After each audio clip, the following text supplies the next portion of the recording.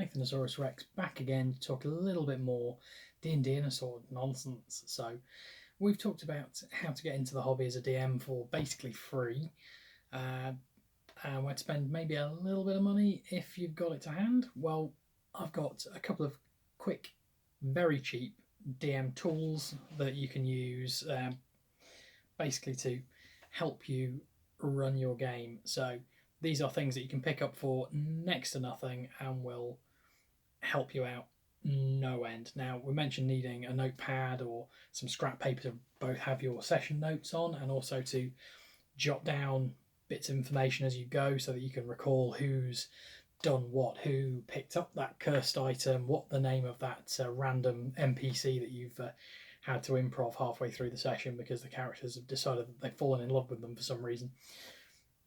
But an excellent thing to have to hand is this, just a stack of index cards. These are dirt cheap. You can find them stationers, online, Amazon, wherever, for a couple of quid, and they make an excellent way of making quick reference notes that you can pass out to your players.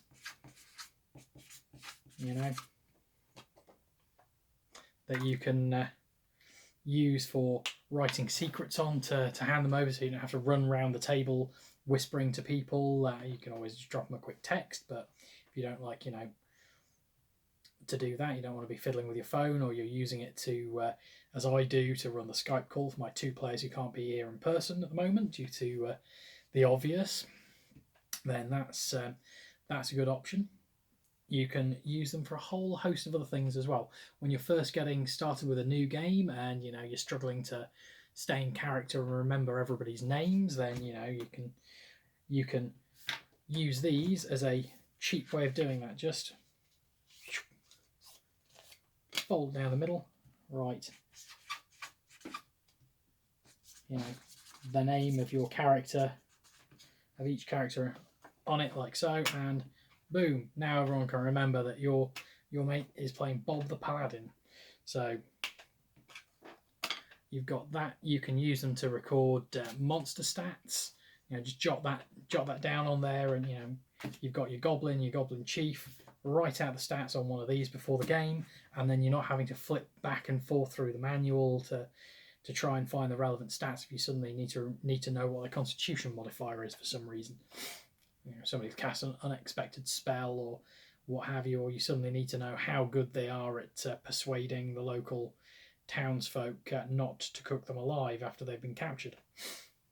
So these are immensely useful for a whole host of things. I also, when I homebrew magic items, I like to write the details on one of these and hand it to a player. That way they've got something physical in front of them to remind them of what's going on. But there are 1,000,001 uses for these. And a couple of quid, it's well worth buying a stack, because they'll last a pretty long while as well. Speaking of remembering things and keeping track of things, it's often quite difficult for new DMs to keep track of various things that are going on. If you've got monsters that you're running or NPCs that you're running who've got abilities, spell slots, etc., this is equally useful for players as well. Having a way of recording these that doesn't require constantly rubbing stuff out and repenciling it in on character sheets, or just having something that's obvious, quick, and visual, is an excellent way to track anything that you need to track uses or expenditures of. So I like to use poker chips. These are great for players for tracking their hit dice, for tracking limited use abilities like channel divinity or that kind of thing. Equally for spell slots for monsters that have got limited use powers. These are good for the DM as well. But you just have these barbarian rages. Have a stack of these for a different colour for each thing. You can use different colours for different levels of spell slot, and essentially once it's used, just stick it in a bag, stick it in a pocket, put it to one side, and then when you take that rest, when you take that refresh, when you drink a a potion of whatever and get those levels of exhaustion back, you can take those back out of the bag and stick them in your stack ready to use, and you've got an immediate visual observable way of checking that for yourself. It's great to suggest these to players as a DM as well, because as a DM you've already got to run the entire world and everything in it other than the players, so making it easier for them to administer their own characters is going to save you a lot of trouble as well, with them saying, oh, did I use that second level spell slot earlier? That kind of thing. Also handy for short-term effects if you're having a cleric in the town bless them, or give them guidance, or a friendly bard drops their inspiration on them. Very useful for that as well. If you're giving out inspiration, you can hand out a token that they can have in front of them that they will remember, and they can hand back to you when they use that, which is a great way of reminding them to actually use their inspiration rather than them just forgetting they've got it, as happens all too often. Another little trick I like to use is you can do the same thing with sweets. Hand it out. However you're running your inspiration, you've either done something really clever, you've done something like really funny, you've done something that's really plays on your character's bonds, flaws, and so on. Have that, and then when you're ready to use that inspiration, just eat the sweet, use your inspiration, and it's gone. And people are a lot less likely to forget something and not use it if it means they get a delicious little treat. Super handy, super cheap. In terms of counters, if you've got something like this lying around, great. If not, if you do a bit of shopping around, you can find really cheap poker chips online for not too much, 10 or 12 quid for a big set that will fill your table with more than you will ever need. If you want something even cheaper, you can go for bingo tokens. I think I found a set on Amazon for sort of six quid for 160 in 8 different colours, which will keep you going for the rest of time. Failing that, those little strange flat glass beads that your weird aunt had in a vase by the door with some strange sticks in because she watched way too much Changing Rooms back in the 90s. You can buy those glass beads for dirt cheap from craft stores or online for less than a tenner. You can get a sack big enough to beat a man to death with, in various sort of colours that you can use for all of those same reasons. And lastly, one of my absolute favourite things that I've ever got hold of for tracking stuff as a DM is this.